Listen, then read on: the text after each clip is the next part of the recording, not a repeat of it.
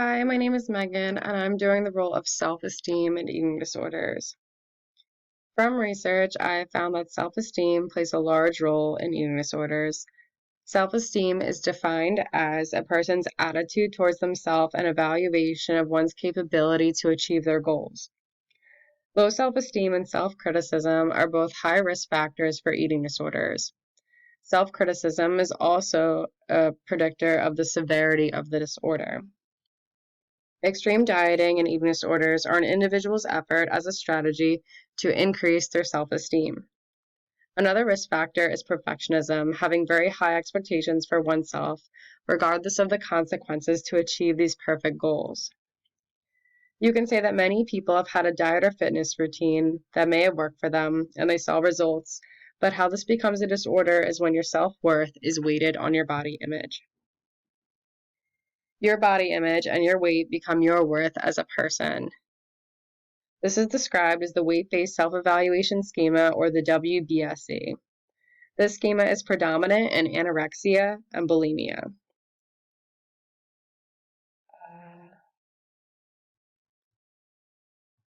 In the WBSE schema, self-esteem is lowered based on an individual's negative evaluation of body, weight, and shape. This can be put into perspective of how someone may feel worthless as a person because of their perceived thoughts of their body. Another piece to eating disorders and self-esteem is the experience of an inner voice. An inner voice is also positively correlated to self-criticism, which also affects self-esteem. Inner voices are described as a system of thoughts that are experienced as an actual voice. This voice can say things like, "I forbid you to eat, I command you to vomit," or "You have no discipline and you have failed." Not all individuals have the experience of an inner voice, but those that do have described it as an inner dictator.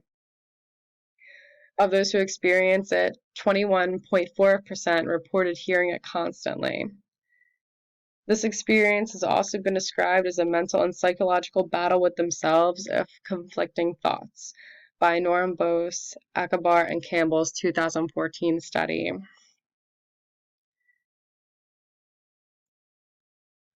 The Eating Disorders and Self-Esteem article. The article that I chose to focus on is called "A Test of the Weight-Based Self-Evaluation Schema in Eating Disorders: Understanding the Link Between Self-Esteem, Weight-Based Self-Evaluation, and Body Dissatisfaction" by Trottier, McFarlane, and Olmsted in 2012. This article explains that eating disorders are not just a behavior or action around eating, but there is a large cognitive component in this disorder. And this is the WBSE schema. I think it's important to mention because those who have not encountered an individual with an eating disorder may assume that it's all behavior around food, but it is more cognitively complex, which is why I really like this article and why I chose it. So the WBSE schema explains that self-esteem is lowered based on an individual's negative evaluation of body, weight, and shape. This maladaptive thinking pattern is criteria for bulimia and anorexia. Additional research shows that this schema is also frequently present in binge eating disorder. The WBSE schema and negative thoughts around one's body creates a feeling of distress. Therefore, individuals react to the distress with eating disorder symptoms. This article explains that body dissatisfaction is not always a major component across eating disorders, but this feature plays a role in maintaining and cycling them. So it's an ongoing cycle of overvaluing weight and shape that then leads to lower self-esteem and then increased concerns about weight and shape.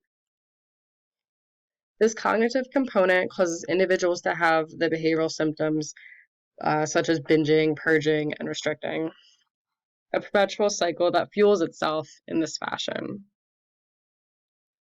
This article explained that cognitive and behavioral therapy that are targeted at the WBSE schema would improve the overall treatment outcome and enhance relapse prevention.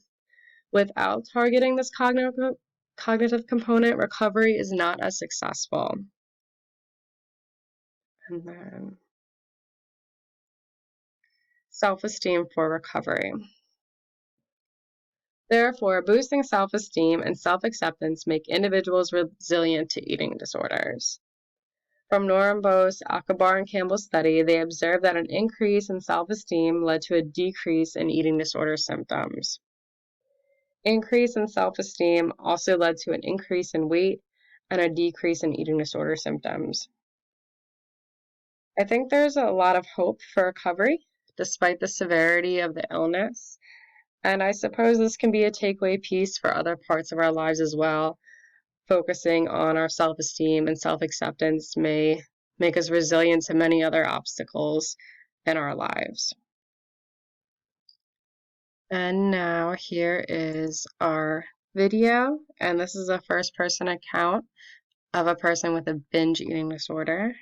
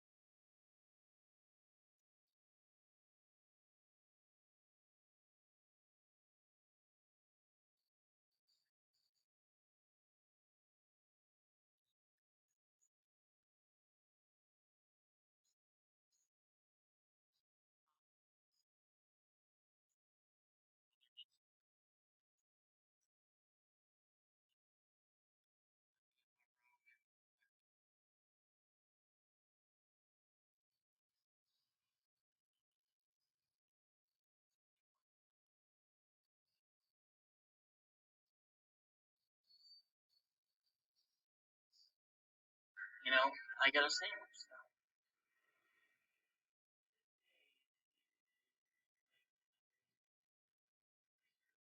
And I'm having chicken parmesan.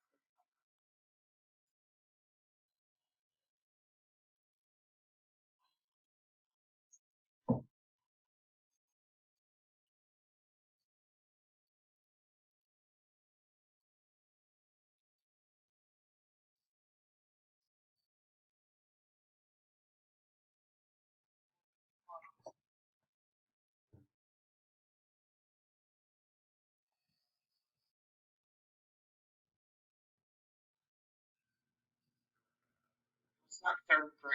It's one.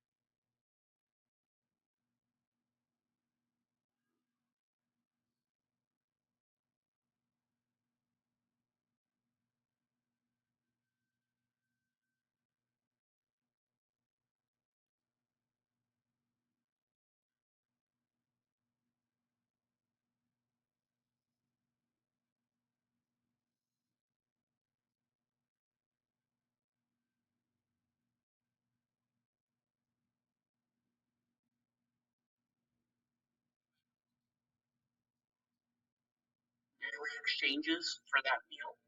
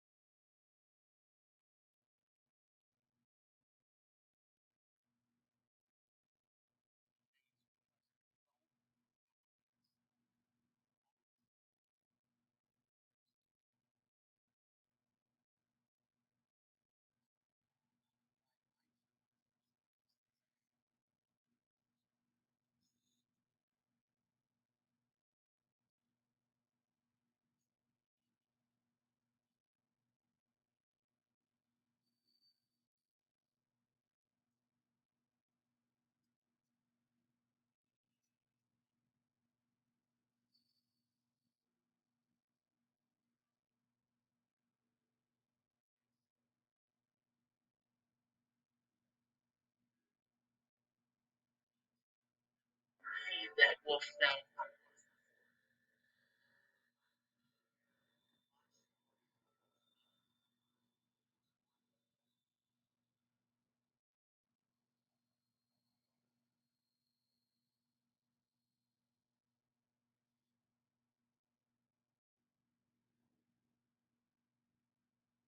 Okay.